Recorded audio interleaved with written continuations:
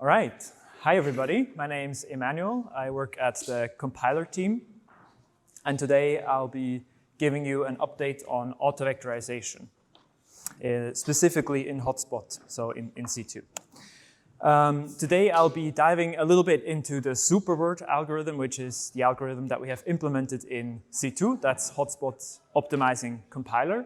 Then I'll be giving you a quick demo, a visual demo, then go into a few topics of improvements that we have done over time, and then look a bit forward, what might be coming, and related to some other projects in OpenJDK. Some of those we've already heard about or might still hear about.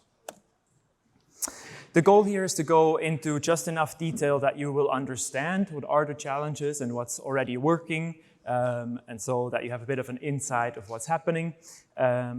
And of course, also, I want to show you that we have done improvements are further improving things. Okay, but why vectorize in the first place? It's all about SIMD parallelism. That's called single instruction, multiple data. So we have these wider registers with multiple ins, floats, or different primitive types. And those are sort of right-sized for hardware. This means they're somewhere in the vicinity of a cache line, and that's really where the hardware is most efficient at computing. So we get more work done per instruction, multiple additions, for example, because we have multiple elements in the vector. This means more work done per cycle.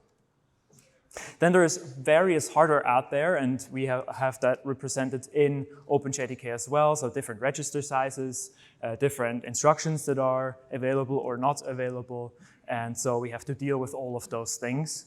The cool thing about a JIT compiler is that you can probe your CPU, check what features are available, and optimize for the platform that you have. If you have to do ahead of time compilation, you might have to set which architecture you're compiling for, or maybe you have to compile for a more generic set that maybe in that case you won't get the maximum performance you might be getting on a specific chip.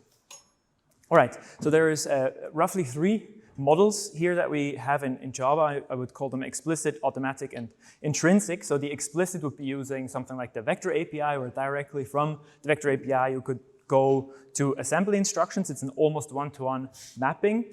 The cool thing about this is that you have basically guaranteed vectorization. So that means you get, hopefully, the performance you should be expecting. The downside is it's a bit more effort for the user, and so maybe not everybody's going to use that because it's too much effort for some.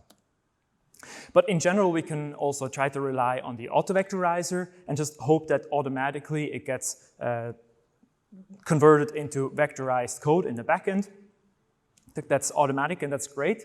But it's a bit of a pattern matching engine that doesn't always work out. Sometimes it can be a little bit brittle because you have minor changes that lead to drastic performance differences. And then there are some cases of specific built-in methods in the standard library, for example, that are so important that we actually hand-roll assembly snippets for the different architectures so that we really get the most optimal performance. So that we, for example, for arrays, strings, certain crypto primitives, and so on. The downside here, though, is that we have to hand-roll all these assembly snippets. That's really a lot of effort for the maintainers of the different platforms. So wouldn't it be nice if we could use the vector API and hopefully abstract over platforms, or maybe even use the vectorizer if it's good enough at that point. All right, so now, though, we want to go into auto-vectorization, so it's all about writing your scalar code and hoping that it gets optimized behind the scenes. In 2000, there was this paper written, and that's basically what we base the C2 algorithm on. It's all about having isomorphic statements that you can then pack across and then use SIMD instructions to operate on those vectors. One basic limitation here is that no control flow is allowed. There are later papers that try to address that, but for now we're kind of stuck with that. So you would use this algorithm maybe on a straight line piece of code, or actually what we do is we unroll the loop, and that makes sure that we have these statements that start to appear from the unrolling. So maybe you have a load in a store, a copy or something like this, then you unroll, you have this interleaving of loads and stores, and then the challenge of SuperWord is to reorganize these instructions such that all the loads happen first, and then all the stores, so that you could imagine how they would get vectorized. All right, so that's kind of the goal, but before we get there, we need to do a few things in preparation. One thing is we need to detect counted loops. Not all loops are counted loops, but counted loops have basically this linear axis pattern. So we have this trip counter I that starts at an initial value and goes all the way up to a limit. Both of these values have to be known before you enter the loop, and then you go with a constant stride. This allows you to do certain checks before you go into the loop already on all of the iterations, basically. So one application here would be actually for range check elimination. We have range checks before scalar accesses, right, to check if you're inbounds or not. And wouldn't it be nice to lift those outside the loop? But you can only really do this efficiently if you can check the first and the last element, and if this implies that all the elements in the middle are also inbounds, then that's useful, but you can only do that if you have this linear access pattern. This will also eliminate the control form from the loop body, which means that we can vectorize more easily now. So one thing that we do is we actually generate 3 copies of the loop. The first one gets you alignment. The second one, the main loop, has really the high performance with vectorization, and then the post loop kind of cleans up a few remaining iterations. So if we imagine in memory we have a bunch of cache lines, and in there we have an array, then the array is just a regular objects, and so it's only 8-byte aligned. Then we have a header, could be 16 bytes or slightly different depending on, for example, Lilliput. But then the beginning of the payload of the first element is just somewhere in the cache lines. It's not really aligned, and so what we do with the pre-loop is we go a few iterations forward until we hit a cache line. Then from then on we go with the main loop iterations, which are much faster because they're now vectorized, right? And then at the end, we'll have just a few iterations left over that we can't vectorize and do in a scalar fashion in the post loop. Now let's go into SuperWord. So here we have this loop here with 2 loads and then an addition and a store. These all go to the ith element in an array. This is a single iteration that we now unroll. And that means we have a sequence of iterations, basically, but more precisely, actually, a sequence of instructions. So we have load, load, add, store, load, load, add, store.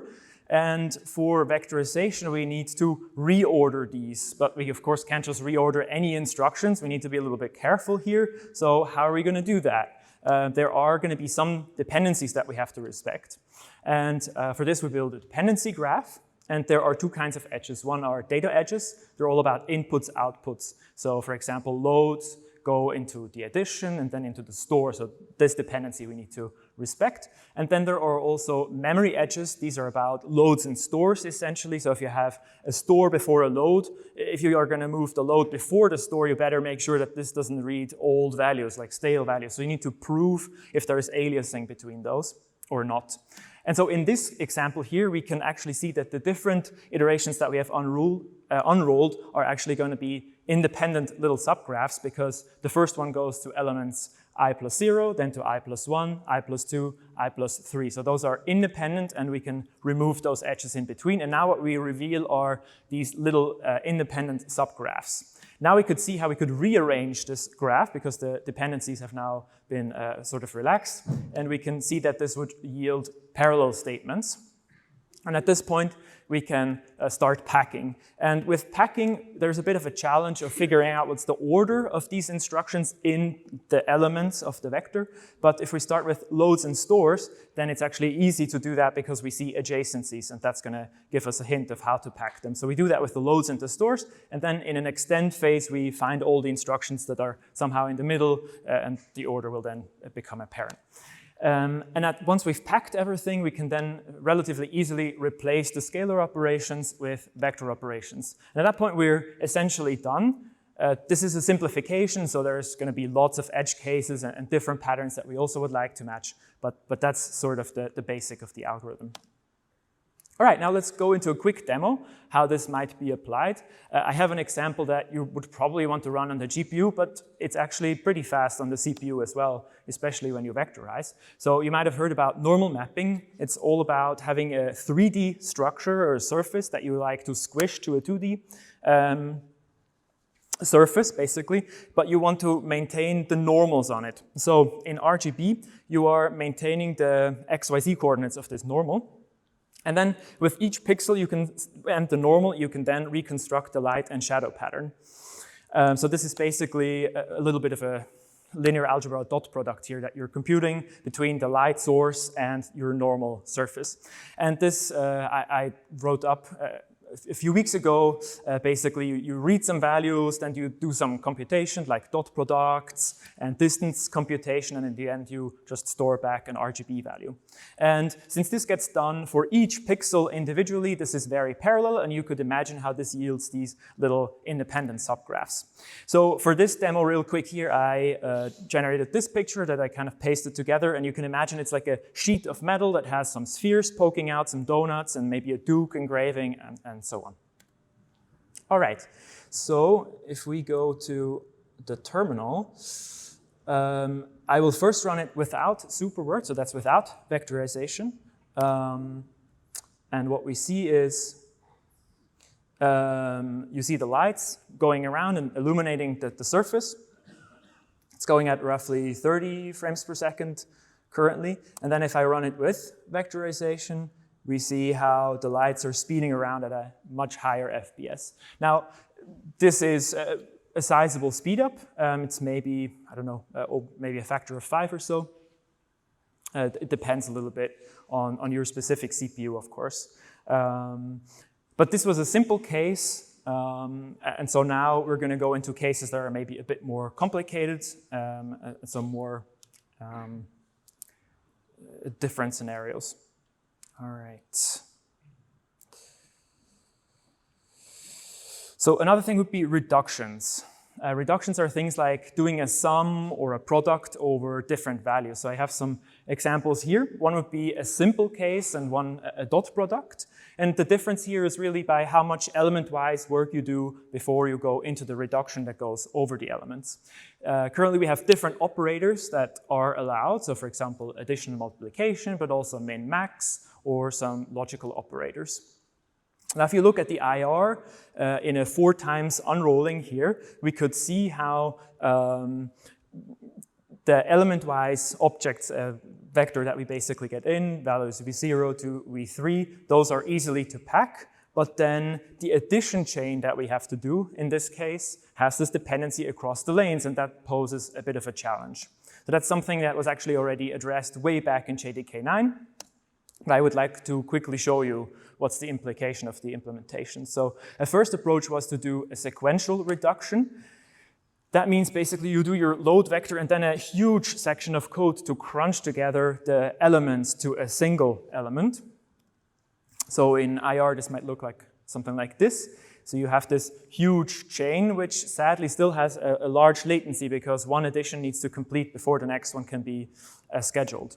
And then to get the values out of the vector, we need to extract each one individually. And so the problem with that is, whereas before we had n additions, now we have n additions plus n extract operations, essentially. And that might not be profitable in all cases. So the question is, can we do something better than that?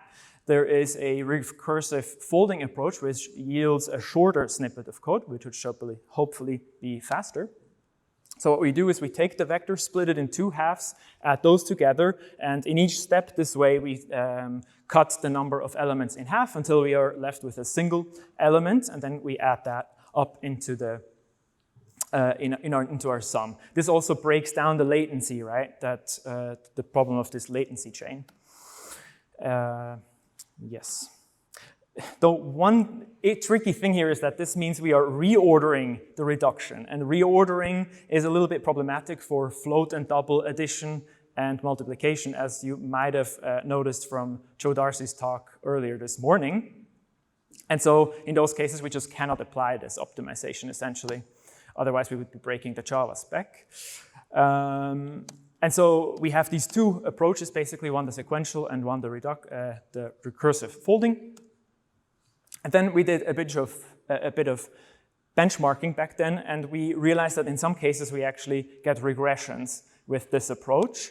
So in this plot, you can see anything that's above 1 is actually a regression because it's slower than scalar, and anything below is a speed up. So we were a little bit hesitant to introduce these slowdowns, and so we just disabled vectorization for these simple reduction cases. That's still a problem that we're dealing with now, but trying to address soon, I hope. Then another thing is to move reductions outside the loop. Let me explain what that means. So in the reduction loop, we have this reduction vector that takes a scalar and a vector and crunches it down to this single scalar again to send back into the loop. But the problem here is that this is very expensive. This sizable amount of instructions in the end. And so it would be nice to do something like moving it outside the loop so that the crunching together of the vector into a scalar only happens once. And inside the loop, we do partial sums. So that means we start with a vector of all zeros and then add in the elements into this accumulation vector. And each element actually only holds a partial of the sum. And then at the end, we fold it together only once. So this means now we only have a single instruction that does the addition inside the loop. So that should hopefully be faster. All right, so let's look at some performance results. Here I have benchmarked on different JDK versions all the way up to JDK 25. You see again, anything that's above 1 is a slowdown for vectorization and anything below is a speed up. And I have different benchmarks here, so with the different operators. So in red, the add and multiplication, in blue, min max, and then in yellow, some logical operators. And you can see that with JDK 21, we have a few improvements here, especially because we moved the reductions outside the loop. That's for addition, multiplication, and the logical operators. And then for min and max, we actually started to vectorize them. We started to add the backend instructions. So that's a general thing. If you start to add more backend instructions, you're just going to have more cases that can vectorize. Now, I also wanted to compare with the Graaljit from the Graaljit EE of an early 26 build, just to kind of get the newest version that it was at a few weeks ago to compare. And I see in this case, the performance is fairly comparable. So they must be doing a similar thing. Now, if I go to a simple reduction, this was the problem child here, where we had some cases that would lead to speedups and in some cases to slowdowns. And so we just decided not to vectorize. But actually, if I'm currently overriding the reduction heuristic that we had there with a force flag, essentially, then I see that we could get a huge speedup, at least in this case. So that's another thing that we need to address. So it's all about chasing all of these cases, really. Then if we look at floating reductions, here we have two different cases. So for min and max, we see that moving it outside the loop helped. And that's because we are actually allowed to reorder min and max reductions, right? They don't have rounding issues. But then for additions and multiplication, we have to do this sequential reduction. And that really gives us the problem of this latency bound, essentially. So if we were to relax that somehow and were allowing reordering of addition and multiplication and accepted the rounding issues with it, we could in some cases get huge speedups. I mean, that's what you get, for example, in C++ with fast math, but we don't want to just roll that into the whole platform and get everybody into like these unreliable rounding issues. So we need to discuss a little bit how to expose this to the user in a way that's understandable and safe, right? So that would be, it's just kind of a little pet project, but I think it would be a bummer if people had to go to the vector API or to foreign code just to get a dot product happening in a fast way. So the story here is that for reductions, we've really improved things over time. We're still working on it and hope to provide even more in the future for auto-vectorization. A next topic is pointers. So this is all about accessing arrays, memory segments, and so on. We have a bunch of different things that we need to answer. So for example, we need to figure out adjacency. Are two pointers adjacent to each other? Then we can pack them into vectorized loads and stores. Then another thing is overlap or aliasing. In some cases, we can prove that there is no aliasing, and it's really provable that there's none. Then we can always reorder. the instructions. In some cases, we will prove that reordering is impossible because they will always overlap or alias. And then in yet other cases, at compile time, we have no idea. And so if there is even an edge case that could possibly alias, then we can't optimize. And maybe with a runtime check, we can do something about that. So I'll talk about that in a bit. But a first thing that we need to do is actually we need to somehow get an understanding of the pointer. And what we do is we kind of parse this linear form. And we get that from parsing the C2 IR. So it's basically a tree of instructions that add together the different components and the index and so on. And if we somehow fail to parse this, then we can't really optimize. And so we've been adding more and more cases to our list so that more and more cases can vectorize. Then once we have this linear form, as I've said, we can easily compare the pointers by just comparing, for example, offsets and see if there is adjacency or aliasing.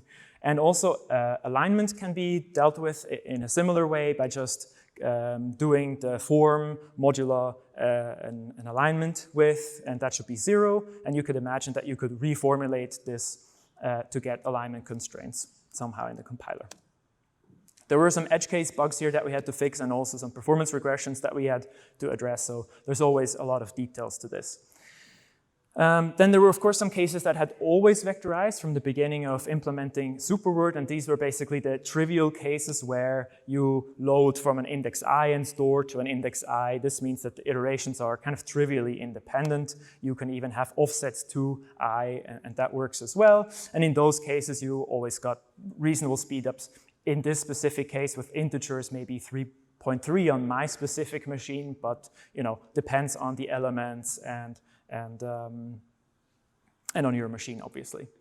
So the tricky part, though, again, is with unknown aliasing. If you don't know that there could be overlap, so maybe if you look at this snippet of code, you might think it's unlikely that they would somehow alias, but then there are edge cases where they do. So for example, our array A and B reference could go to the same array, and then the offset could be such that in the current iteration, you're reading a value and storing it into the next element, and then in the next iteration, you're going to load that and then store it forward again and again. And this introduces a dependency so that you don't have independence between the iterations. And so if you were to then just vectorize, you get different results, so wrong results, and that's of course not okay.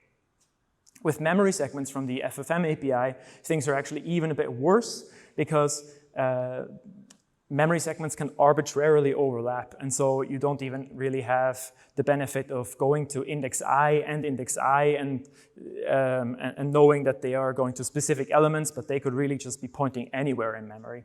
So at this point, vectorization seems even less plausible. That's really been a problem up to now.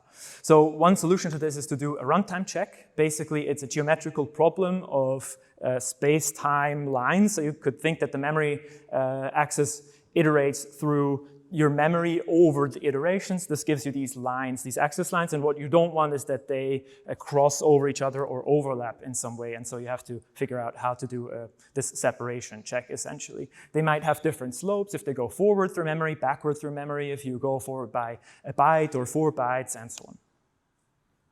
So once you figured out how to write this check, then what we can do is speculative compilation. So we just speculate that we're gonna not have an aliasing problem, and in that case we can go into the vectorized loop. Also means we don't need to generate any other code, but if this check should in an edge case fail, we just are going to go back to the interpreter, we're going to de-optimize, and then in the interpreter execute correctly but slower. So if this edge case turns out to be more of a regular case after all, we're going to be a bit in trouble, and so what we might want to do is re-optimize, recompile at that point with a multi-versioning approach. Now we know we need to handle both cases, and so we have a vectorized and a scalar loop, so that the scalar loop is also compiled now, and at least it gets faster performance this way than the interpreter. All right, so this is something that we hope to bring out in JTK 26. It's currently in review, so let's see how that goes. Then there have been various other improvements around pointers. So for example, if you handle more subtraction cases, then you get speedups that way, or you handle multiple offsets. It's very important for memory segments, or we had to relax some alignment checks so that you could also access I and I+1 in case this was more of a load forward case rather than a store forward case. Store forward cases are those that introduce the dependencies. So that one should be okay. Then we had to do rather major refactoring because in some cases, other optimizations in C2 can mess up the ordering of your components, and then it looked like they were not the same pointers even though they should have been. And now as well, the runtime check that should soon be coming, where we have unknown dependencies. So I'm giving you some numbers here that I measured on my machine, right? And these are fairly significant speedups, obviously on micro benchmarks. So in your application, these numbers could vary very much. And also it depends on what machine you're running on. Now I also wanted to compare with Graal just to see what happens. And what we see is that in many cases, they handle the performance equally. But then in other cases, it's actually quite bad. It seems like it's even slower than the scalar performance that we get with C2 if we didn't vectorize. Now, what I don't want to say is that Graal is bad, because there are other cases that I'm not showing you here where C2 is not vectorizing, but Graal is. So really what the story here is that it's a little bit tricky to parse all these cases and then vectorize because of it. And so this is a bit of a story of brittleness in the compiler where we are matching some patterns but not others. And wouldn't it be nice if both compilers could improve over time to really handle more and more cases? So that's to be done in the future. Also, a lot of these cases have to do with memory segments, and that's a bit of a newer feature that we are still catching up on. So it works correctly currently, but it's just not optimized to the max that we could hopefully reach in the future. Another topic is alignment.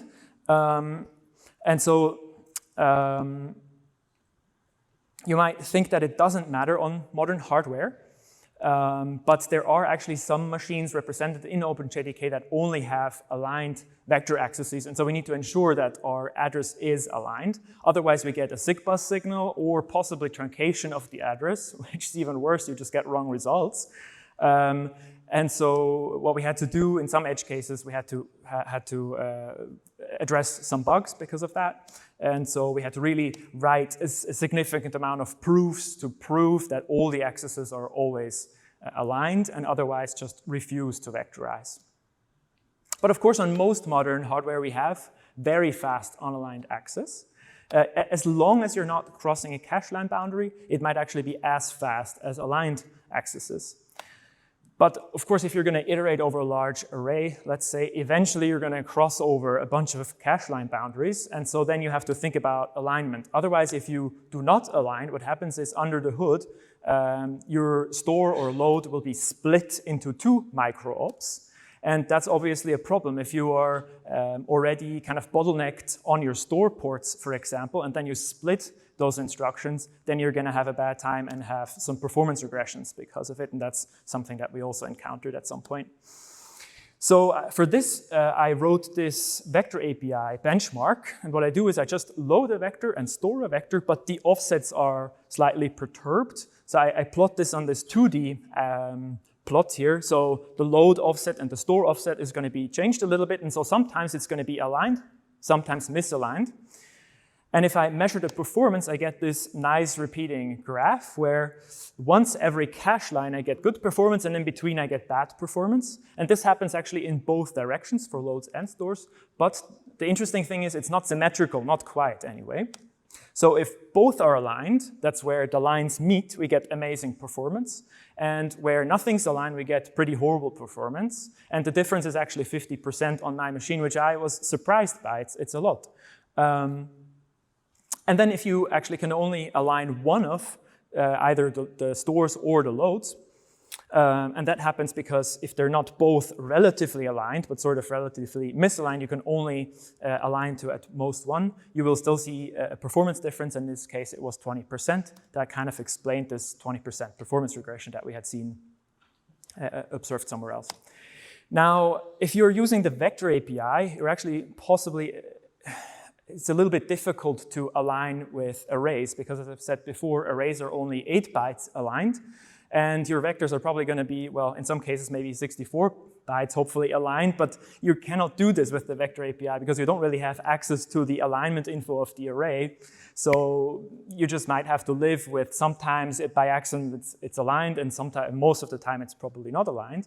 So what you could do though is you could allocate foreign memory through the or native memory through the FFM API, and you can say how aligned you want it to be. So this, if it's really important to you, you can use this to get aligned memory and get really nice performance.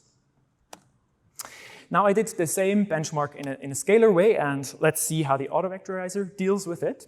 I also do a load and a store, but scalar loads and stores, and I perturb a little bit the load and the store offset so that we really have to see what the AutoVectorizer does here.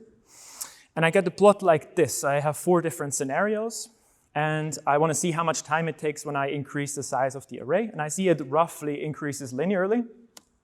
And the 4 scenarios are these. So the top one is the scalar. It turns out it's always the slowest, so it's better to vectorize first. So think about vectorization first. And then the alignment scenarios are, if we don't align actively, then in probably most cases we're just going to end up being misaligned. If we align stores, that helps a little bit. But then, if we align loads, that helps a little bit, but then the stores are going to be misaligned. And if we focus on aligning stores and the loads are misaligned, that's actually the best case, at least on my platform, because I think my machine has 1 store port and 2 load ports, and so that means splitting stores is worse than splitting loads. So that's the effect here, but I think there are even some platforms where this looks a bit different, so it can actually be hardware dependent. So think of it as this story that you should vectorize first and then think about alignment as a second step.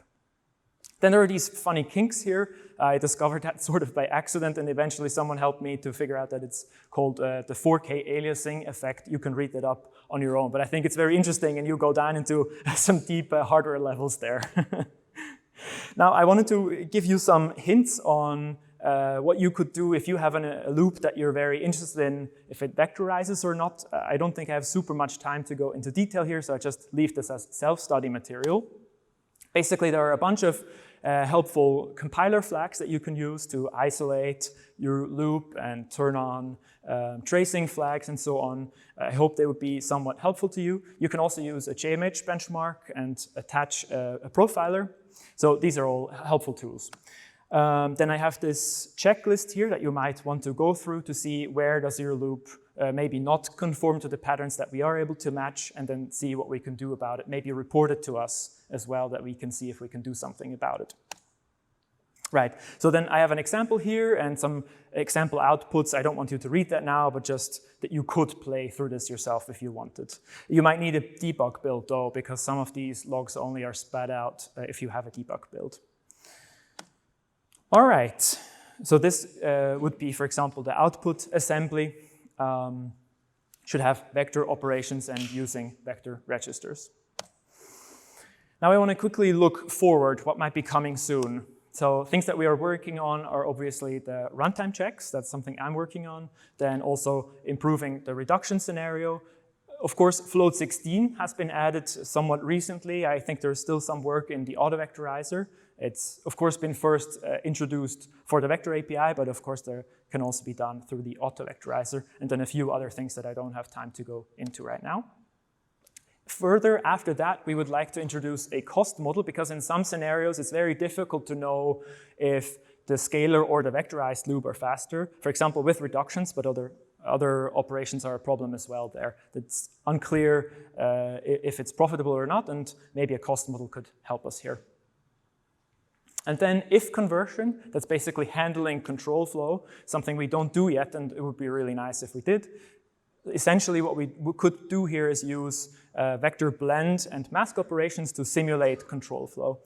And then a more challenging thing here would be to allow secondary exits. So that would basically allow to do search loops. So you could iterate until a certain condition is hit. For example, you find a certain special character, then you exit and report at which index you found that, and you don't have to go all the way up to the limit of your loop.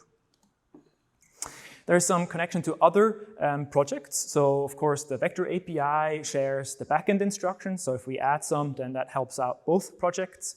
Project Panama with the FFM API allows you to use memory segments, and we would like them to be as fast as arrays if we could. An additional challenge there is that we also have these bulk operations such as array fill. We also have that with the memory segment, and it would be really nice if we didn't have to write these assembly snippets, the intrinsics essentially, and could just auto-vectorize. That would be great. Then Valhalla will, as we've just heard, allow us flattening of objects into arrays, at least at some point, and this would give us adjacency, and maybe that would allow us to vectorize some of those scenarios. Then Project Babylon would allow the user to look at code and in user space or library space, try to vectorize for CPU or GPU use cases. All right, that's essentially it from my side. I hope you learned that vectorization is getting better and a bit what the challenges are, especially brittleness, and so that we want to extend to more and more use cases. If you are interested in helping, if performance is very important to you, maybe a specific use case that you have and it doesn't vectorize yet, it'd be really nice if you reported it to us so that we can add it to our list of tasks and that we can kind of figure out what's the priority of those. And if you're even interested in contributing and helping out in the project, that could be really exciting. Just make sure that you coordinate with us so that no work is duplicated or that we take kind of a similar direction that's compatible. All right, that's it. I'm looking forward to your questions.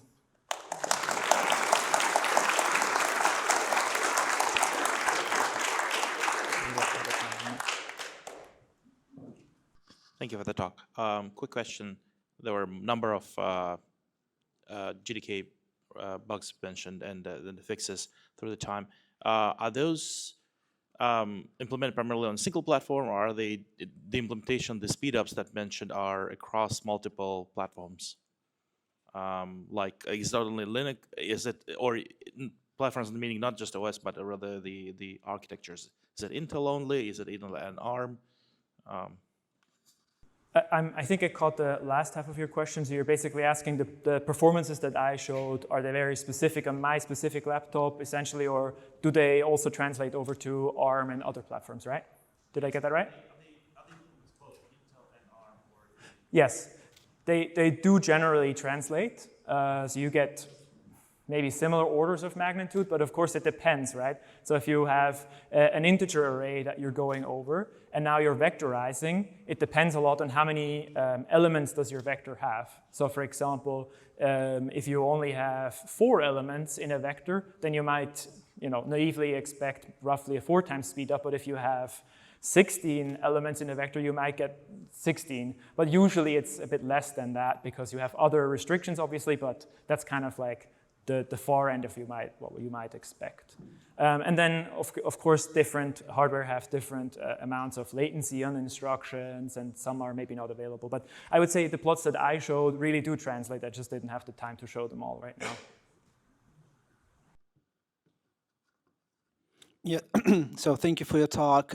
When you talked about that you had to write a bunch of proofs to show that like some of the optimizations and transformations are correct and so on and so forth. So what kinds of proof are we talking about? Are they manual proofs completely disconnected from the code, or do you have some automation? Do you recheck that the proofs still hold when you refactor? So like, what's the story there?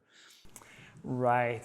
I mean, the wider community of compiler engineers is heading into a direction of automatic proof verification and all that, and we are experimenting in some areas with those things.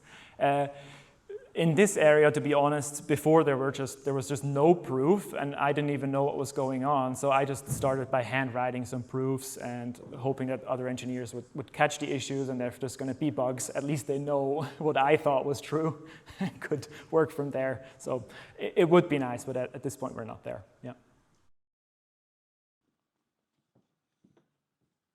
Thank you. One more question regarding the cost function that you alluded to, but at least I didn't catch, I didn't fully. The cost function. The cost function. Right. Have you considered the approach where you essentially have 2 versions of vectorization, or at least 2 versions of unrolling, and kind of have some sort of feedback, and through the opt mechanism, choose the better performing one? Right. I mean, there are other compilers that try out different vectorization strategies, and then with the cost model judge which one is the fastest. I've also considered that at this point, but I haven't gone there yet with that. It's definitely something we could try out. But I think at this point, the cases that are handled are straightforward enough that multiple things aren't yet really a possibility. So we will hopefully get there. Yeah. Thanks for this presentation. So 2 questions. First, I looked at C2 development a while ago, and I noticed there was like another effort that's called merge store, which they are trying to because there's some data types such as like a class file stream in which you have all bytes and you want to load them into units of ints, and I just wonder will the result participate in auto-vectorization? Because I know, as far as I know, this result merge store or is just 4 byte or 8 byte, but it's not as large as the cache line size. Just wonder if it will have any synergy with auto-vectorization. Right, right. So he's referring to a specific optimization that some library folks asked for, which is basically you would like to store an int into a byte array, let's say, and you don't want to do much specific work there other than just storing a few bytes in that basically come from an integer, and maybe in the backend we can all sort of make this just an int store. And it has some synergy, of course, because it's sort of packing elements together, right? So there's an obvious overlap. You could even expand this optimization a little bit to do sort of straight line code vectorization. Again, it's a question of who's going to write those optimizations. Wouldn't it be nice if we did it? But you also don't want to expand the straight line optimizations too much and make them too costly, because SuperWord does have a cost, and in a JIT, you are limited on how much time you're going to be spending in compile time as well. So, actually, that leads into my question: are you tracking the C2 compilation time as you add enhance? We are sort of tracking it. We've improved tracking a little bit, and also we've sometimes maybe someone messed up and then an algorithm became suddenly quadratic instead of being, let's say, linear. And in small examples, usually don't find that, so you need to have specific tests that really shake out those problematic sort of scaling misbehaviors, but we are tracking it.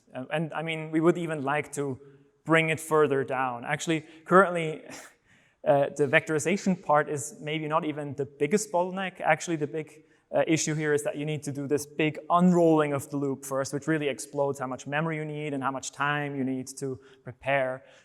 Other approaches in auto-vectorization basically just take a scalar loop and expand it out immediately. So that might be an approach. Has other restrictions, though, that SuperWord doesn't have. So lots of trade-offs and questions of how much time we have to go after those tasks. Thank you.